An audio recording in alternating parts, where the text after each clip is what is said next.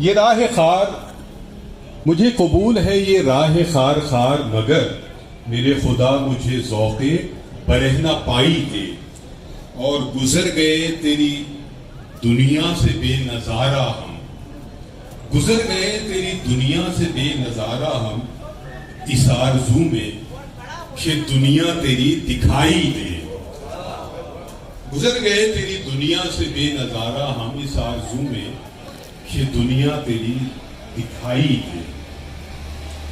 اب ہمارے مقررین کا سلسلہ شروع ہوتا ہے۔ مختار حیات صاحب کے چاہنے والے پورے ملک میں ہیں، کراچی میں ہیں، ملک سے باہر بھی ہیں۔ ان کے ایک بہت اچھے دوست ہیں، بہت اچھے شاعر بھی ہیں، نقاد بھی ہیں، وہ کینیڈا میں ہوتے ہیں، صالح اچھا ان کا نام ہے۔ انہوں نے ایک اپنا مضمون بھیجا ہے جسے یہاں پیش کریں گے ہمارے شجاع الزماں شاہ صاحب، جو بہت اچھے شاعر بھی ہیں۔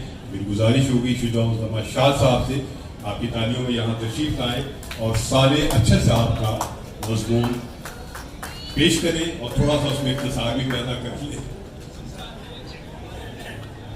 السلام علیکم۔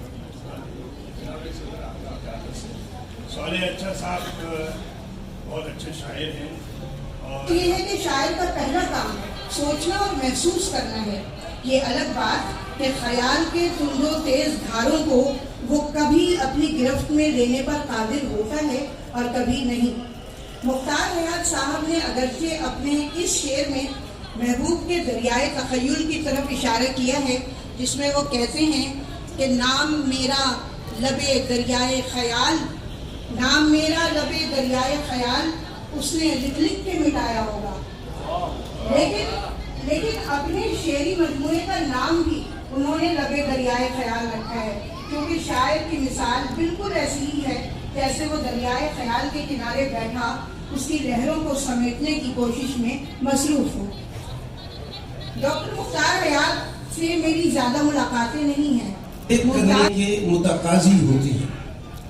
اب دیکھیے کہ حضرت امیر تو فرما رہے ہیں سرسری تم جہان سے گزرے ورنہ ہر جا جہان دیگر تھا، جبکہ ڈاکٹر مختار حیات کہتے ہیں گزر گئے تیری دنیا سے بے نظارہ ہم، اس آرزو میں کہ دنیا تیری دکھائی دے۔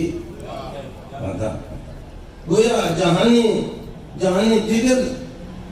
دیگر سے تشفی نہیں ہو رہی ہے، بلکہ بے نظارگی کا یہ علم ہے کہ دنیا کو ہنوز اندیکھا ہی سمجھا جا رہا ہے، وہ اندیکھا کہ جو نظارے کا بدل بن سکے۔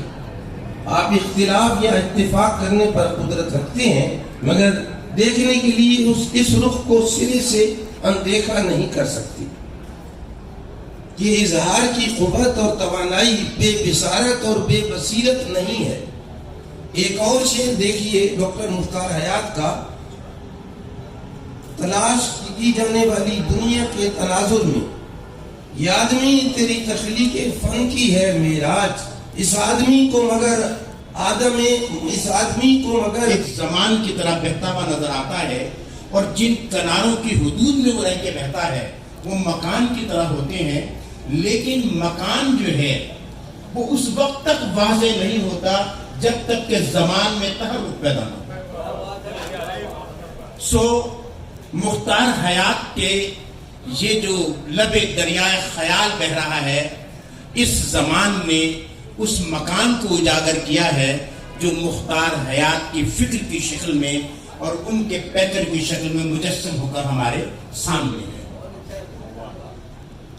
میں اگر مختار حیات کی شاعری پہ نظر ڈالتا ہوں، مجھے لگتا ہے جیسے یہ لا سے الہ کے تک کے سفر کی ایک کہانی ہے۔ یہ شعری سفر ماجرائے ربوبیت کو